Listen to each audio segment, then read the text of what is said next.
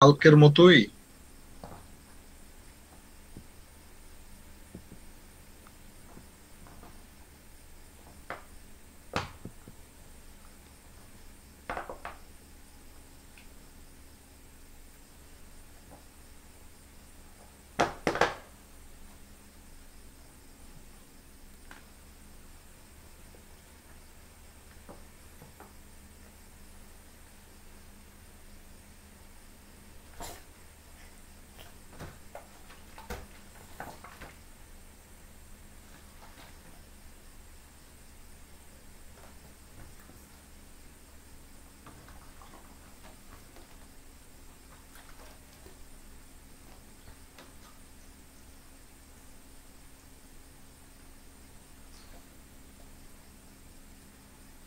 আজকে আমরা শিখবো হচ্ছে ফর ইচ ফিল্টার ফাইন, ঠিক আছে।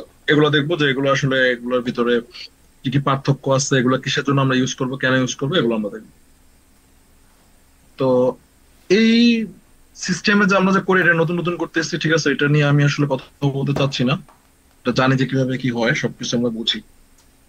তো এখন আমরা ইংলিশ একটা বের করো। অ্যারে নিই। ইংলিশ বের করো।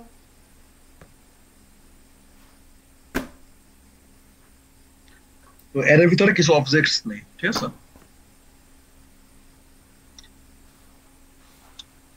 তো অবজেক্টের কিছু প্রপার্টি লিখি। ধরো একটা ফোনের প্রপার্টিস লিখি, হ্যাঁ।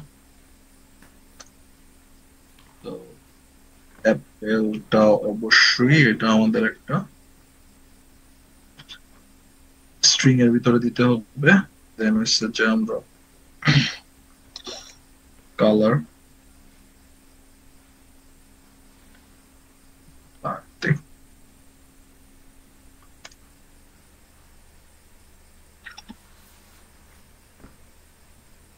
প্রাইস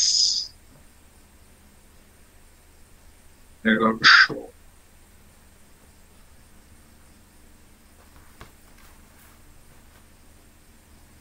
ইংলিশ খাতা দাও। ব্র্যান্ড লিখি।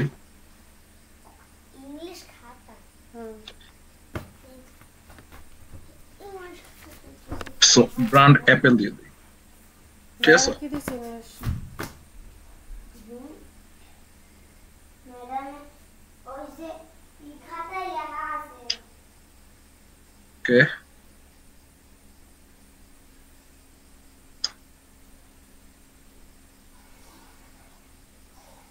তো এইরকমই আমরা কিছু অবজেক্টকে কপি করি।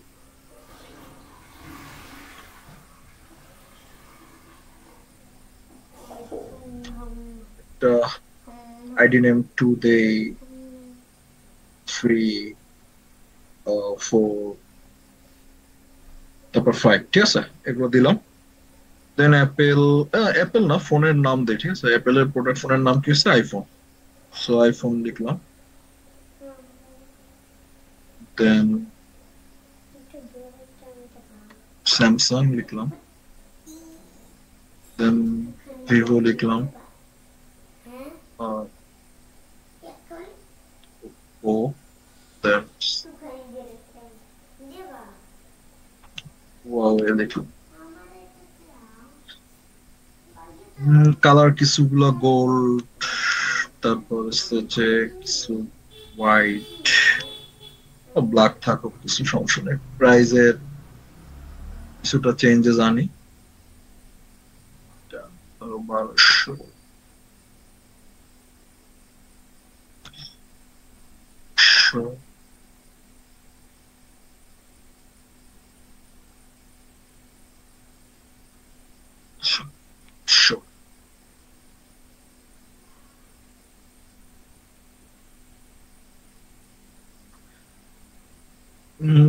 ব্র্যান্ডের কিছু চেঞ্জেস করি।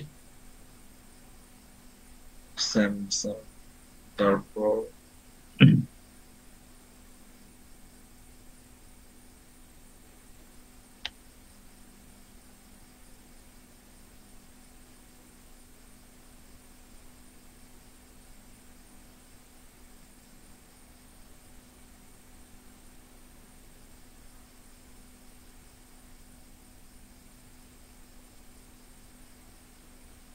তো এগুলো করলাম, শেষেরটা ঠিক আছে, হ্যাঁ। তো এটা আমরা একটাই করবো। তো এখন আমরা যদি এই প্রত্যেকটা প্রোডাক্টের ডিটেলস গুলা যদি লুপ করে যদি দেখতে চাচ্ছি এবং অ্যারো ফাংশনের মাধ্যমে যদি আমরা দেখতে চাই, তাহলে আমরা কিভাবে করব? আমাদের করার প্রথম ওয়ে হচ্ছে যে, ফার্স্ট অফ অল হচ্ছে যে এই ভেরিয়েবলের ভিতরে, ঠিক আছে, এই ভেরিয়েবলের ভিতরে আমরা এই লুপ গুলো দেখতে যাচ্ছি, অবজেক্টের প্রত্যেকটা অবজেক্টের লুপ দেখতে যাচ্ছি। তো সেটা দেখার জন্য প্রথমে ওই যে ভেরিয়েবলের সেই ভেরিয়েবলের নাম লিখতে হবে। সো ভেরিয়েবলের নাম কি? প্রোডাক্টস ডট, তারপর বলছি যে ফর ইচ চালাবো। তো এই যে ফর ইচ লিখবো, ফর ইচ লেখার পরে দেন দেন আমাদের আহ, একটা অ্যারো ফাংশন চালাতে হবে। তো অ্যারো ফাংশন চালানোর জন্য ফার্স্টে কি করতে হয়? ফার্স্ট হচ্ছে যে ওই ফাংশনের নামে একটা প্যারামিটার নিতে হয়। এটা আমরা সবাই জানি যে প্রোডাক্ট নামে নেই। ওইটা যেহেতু প্রোডাক্ট ছিল, এটা আমরা শুধুমাত্র প্রোডাক্ট নামে নিই। কোনো জায়গায় বুঝতে অসুবিধা হলে বলবো। তো অ্যারো ফাংশন আমরা কিভাবে লিখি? অ্যারো ফাংশন এখানে ইকুয়াল সাইন দেন হচ্ছে যেভাবে দিয়ে, তারপর হচ্ছে কি তুমি কি আগে কোন লেখা দিছো? আমরা এখানে যদি ডিরেক্ট লিখি তাহলে রিটার্ন হবে। একটা জিনিস মাথায় রাখবো যে ফর ইচ ফাংশনে কখনো রিটার্ন হয় না। যাই হোক, মানে যদি এখানে যদি লিখতে রাস্তা যাও তো যে ধরো বাড়ছে, যে আম্মু প্রোডাক্ট, অনেককে আবার হ্যাঁ, রাখো তারপর যদি বাপরে। কনসোল প্রোডাক্ট লেখো, সেটা কিন্তু রিটার্ন হবে না। এটা নিজেরা একটু দেখে দেখো। তো রিটার্ন যদি না হয় তাহলে সেক্ষেত্রে করণীয় কি? সেক্ষেত্রে হচ্ছে যে সেকেন্ড ব্র্যাকেট নেওয়া। তারপর আমরা এটার ভিতরে নিজেদের মতো করে কি লিখতে পারি। সেকেন্ড ব্র্যাকেট নিলাম, স্পেস দিলাম, এখানে লিখলাম যে কনসোল ডট লগ, দেন হচ্ছে যে এটার ভিতরে আমরা লিখলাম প্রোডাক্ট।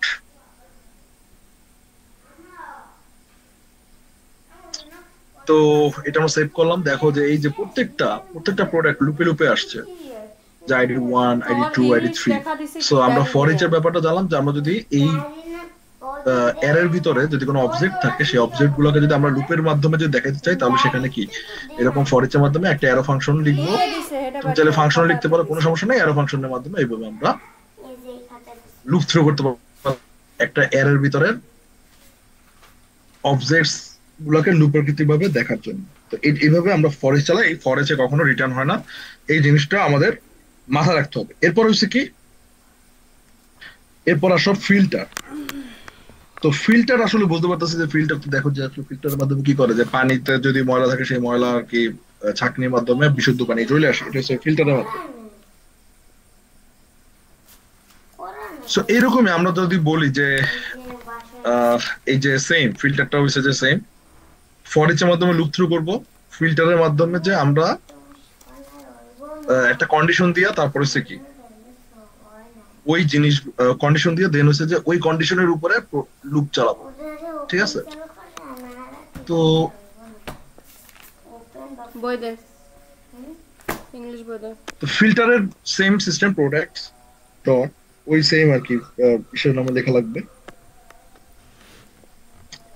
আমরা ইফ উই ওয়ান্ট, আমরা ফিল্টার আবার রিটার্ন করা যায়। তো রিটার্ন যেহেতু করা যায়, সেখানে আমরা একটা ভেরিয়েবল নিতেই পারি, কনস্ট্যান্ট নিউ অ্যারে বা নিউ প্রোডাক্ট যা লেখো।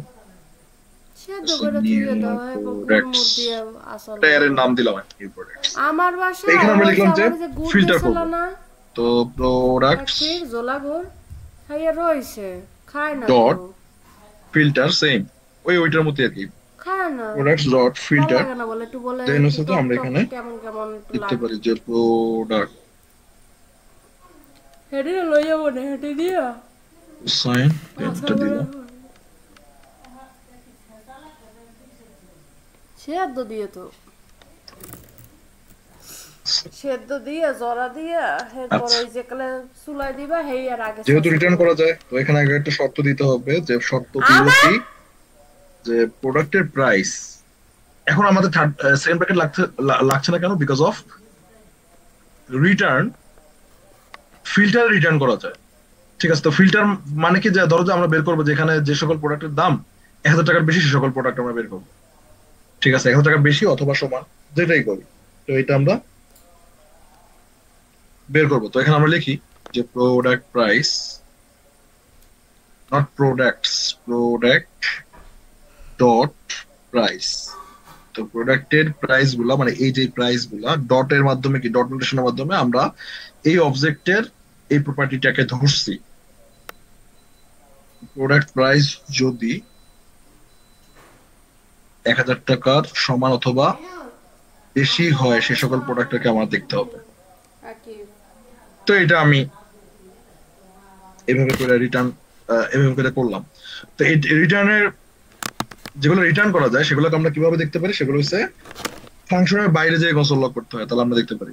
ঠিক আছে, কনসোল ডট লক, দেন হচ্ছে যে আমরা কি এই যে ভেরিয়েবলের যে নামটা ছিল যে নিউ প্রোডাক্টস, ঠিক আছে, নিউ প্রোডাক্টস, এই যে নতুন প্রোডাক্টস এখানে আমরা যদি যাই এবং এটা যদি সেভ করি, দেখো এই আমাদের কিন্তু দেখাই দিচ্ছে যে হ্যাঁ আইফোন, তারপর হচ্ছে যে স্যামসাং, হুয়াওয়ে, এগুলো হচ্ছে 1,000 টাকা অথবা 1,000 টাকার বেশি দামি প্রোডাক্ট।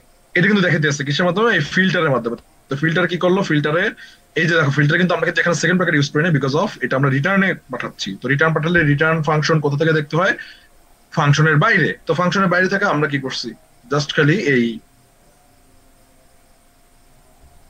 ভেরিয়েবলের নাম লিখছি এবং এই ভেরিয়েবলের ভিতরে ফিল্টারের মাধ্যমে আমরা দেখতে পারছি যে আসলে কোনটা কোনটা 1,000 টাকার বেশি অথবা কম, এই জিনিসটা কিন্তু আমরা কিন্তু দেখতে পারছি। এবং এটা কিন্তু আসছে আসছে কিসে, একটা অ্যারেতে। ঠিক আছে, ফিল্টার আসছে কিসের মাধ্যমে, একটা অ্যারের মাধ্যমে। তো এরকম আবার একটা ফিল্টারের একটা খালতো ভাই আছে, সে হয়েছে কি ফাইন্ড।